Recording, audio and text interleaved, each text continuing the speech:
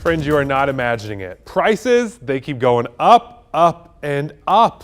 In fact, a new report from the Bureau of Labor Statistics says since a year ago, prices have increased 6.2%. Now, we have not seen an increase like that since the Berlin Wall came down, Pretty Woman was released, and George H.W. Bush was president.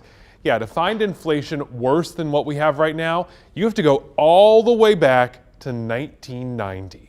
I'm Ben Briscoe. From now until 6, we're going to dig into why prices are going up and tricks you can use to save money.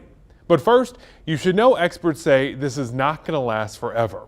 Prices will eventually go back down, but it's going to take a while. This is well into next year, and when you talk to economists, they say there's a lot of factors behind this, but things should start to ease up maybe as early as the end of the first quarter, probably not till the middle of next year. So we're talking, a good 6 to 9 months before we see a lot of price pressure ease.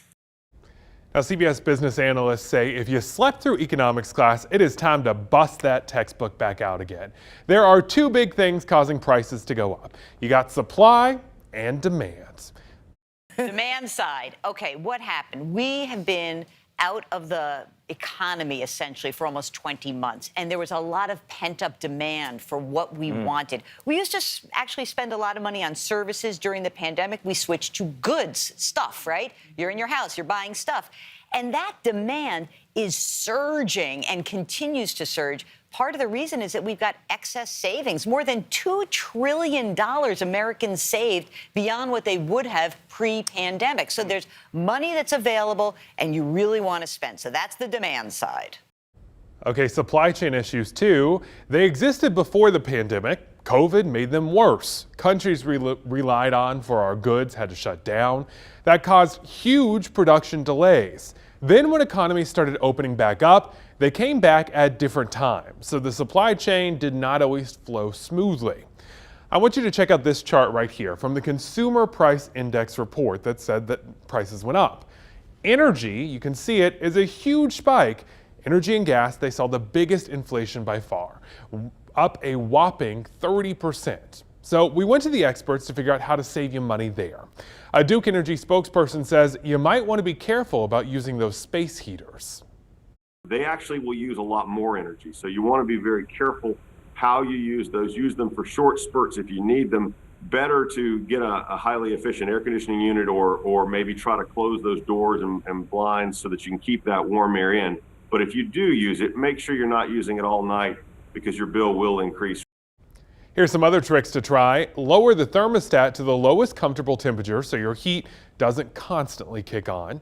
Leave your blinds open during sunny winter days like today. That allows the sun to warm the house. Close the blinds at night to keep the heat in. Change your ceiling fans so they spin in a clockwise direction. It pushes the warm air back down towards you. And change those air filters regularly. A dirty air filter makes a heating system work harder and it uses more energy. So that's the energy bill. Then there's gas for your car. Prices are at a 7-year high in the triad. So Allison Gormley talked with a driving instructor who says changing a few habits could save you a lot of money. I haven't had a driving instructor in my car in 15 years. So how long have you been teaching driving school? 24 years. We almost took out that tree row right there with one kid. Literally like we couldn't get out of the parking lot. Eric Robertson owns Old National Road Driving Institute and said certain driving habits can kill your tank of gas quickly. We don't stop at the stop sign, we roll up to the stop sign. So that is what's going to cause you to conserve more gas because you're not coming in hot and then stopping and then you're taking back off.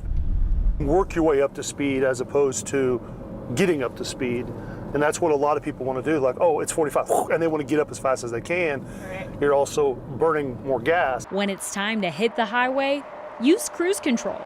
Even at a higher speed, 70 miles an hour on the interstate, you're still conserving gas because you're maintaining consistent speed. If you're changing the radio station, you're messing with your phone, you're doing all these things you're not supposed to be doing, and then you realize, oh, I'm going 15 under, and then you punch it, and then you're going 10 over, and then, oh, song comes on you don't like. You pick up your phone again, and then you're back under. Yeah, I mean, there's just so many things that cause us to speed up and slow down, speed up and slow down.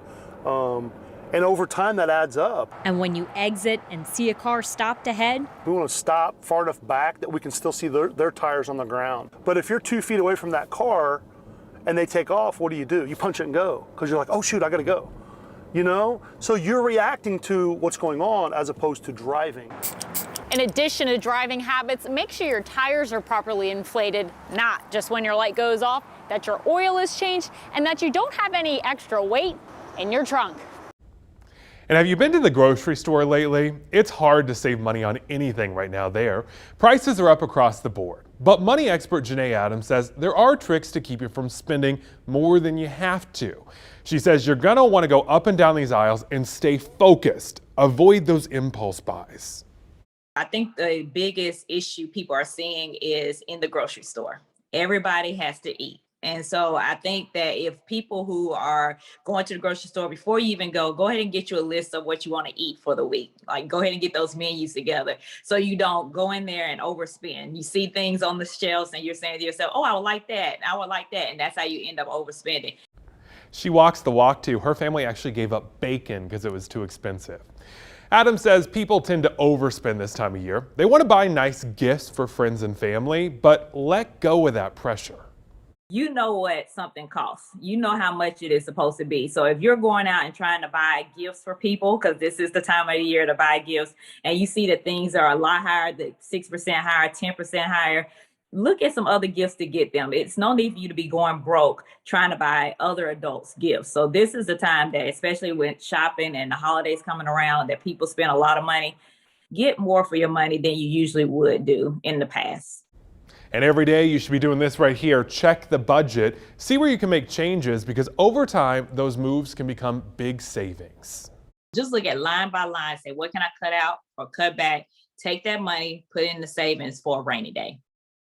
My absolute favorite piece of advice from her: if you don't really need something right now and the price is too high, wait it out. One of the big reasons prices are going up is because there's increased consumer demand. If we all stop buying just a little, economists say that could help knock those prices back down.